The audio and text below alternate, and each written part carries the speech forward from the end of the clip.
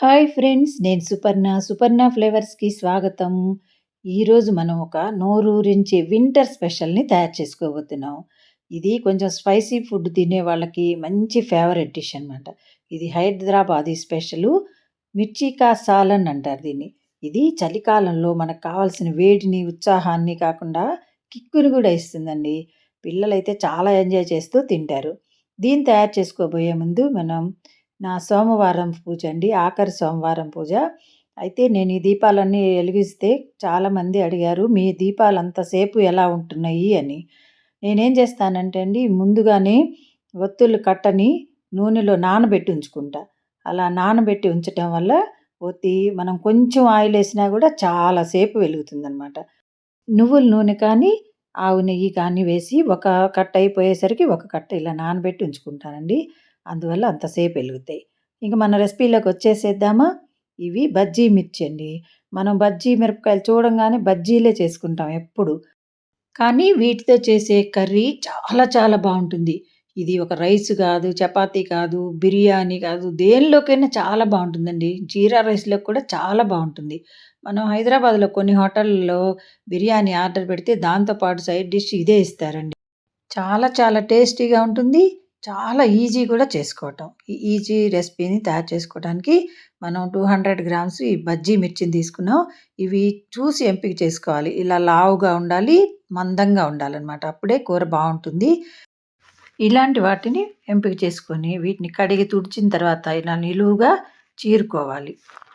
ఇలా చేయటం వల్ల లోపలికి కూడా గ్రేవీ పోయి కమ్మగా ఉంటుంది కూర. హోటల్ వాళ్ళైతే అండి మొత్తం మిరపకాయ మొత్తం అలాగే వేసి కర్రీ చేస్తారు. అయితే ఇంత పెద్దవి మనం అలా కర్రీ చేసుకుంటే ఒక్కొక్కటి తినటం కష్టంగా ఉంటుంది. అందుకని ఇలా ముక్కలు చేశాను.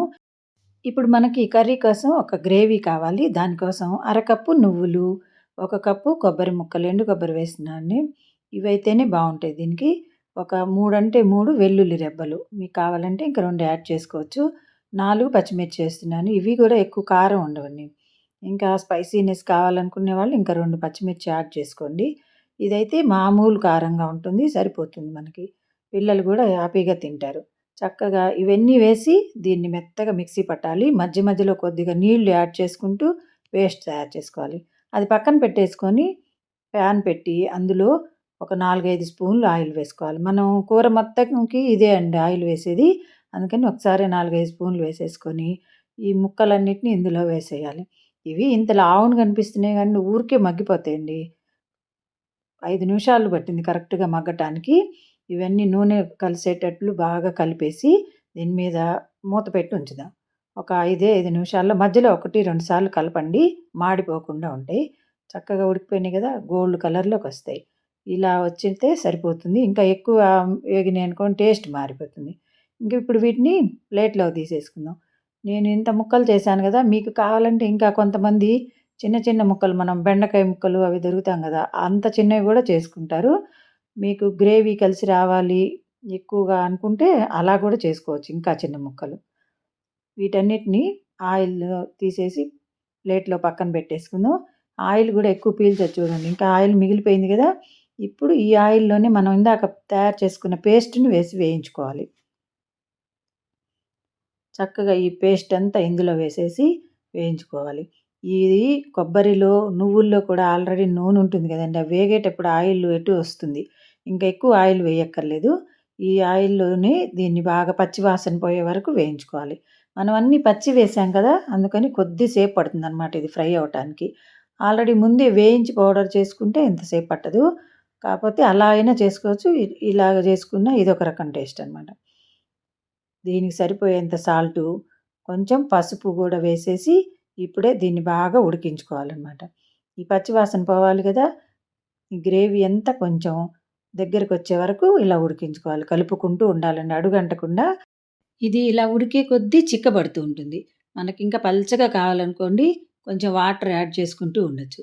అంచులకు అంటుకోకుండా చక్కగా దీన్నంతా కలిపిన తర్వాత ఇందులోకి ఒక స్పూను జీలకర్రని చేతిలో వేసుకొని నలిపి వేద్దాం. ఇది కావాలంటే ఆయిల్‌లో ముందైనా వేసుకోవచ్చు.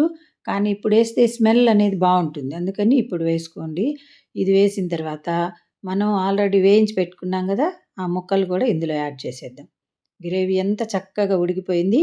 జీలకర్ర స్మెల్ బాగా వస్తుంది. ఇంక ఈ ముక్కలు కూడా వేసేసి, ఈ ముక్కలు దీంట్లో ఒక 5 మినిట్స్ ఉడికించుకుందాం. గ్రేవీ అంతా చక్కగా ముక్కలకు పడుతుంది. మనం ఆల్రెడీ ముక్కల్ని కట్ చేసి పెట్టాం గదా! ఘాటు పెట్టి. అందుకని లోపలికి కూడా ఎళ్ళిపోయి బాగా ఉడికితే, ఈ స్టేజ్‌లో ఉన్నప్పుడు కొంచెం మరీ చిక్కగా ఉంది గదా! కొద్దిగా వాటర్ యాడ్ చేసుకుందాం. యాడ్ చేసి మళ్ళీ ఒక 5 మినిట్స్ మూత పెట్టి ఉంచేద్దాం.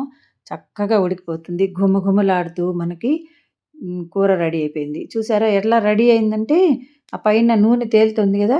కూర రెడీ అయిందంటే ఆయిల్ పైకొస్తూ ఉంటుందనమాట. అప్పుడు మనకింక కూర అయిపోయినట్టే. ఈ స్టేజ్‌లో ఉన్నప్పుడే కొంచెం టేస్ట్ చూడండి. ఉప్పు గాని ఏదన్నా తగ్గిందనుకుంటే యాడ్ చేసేసుకోండి.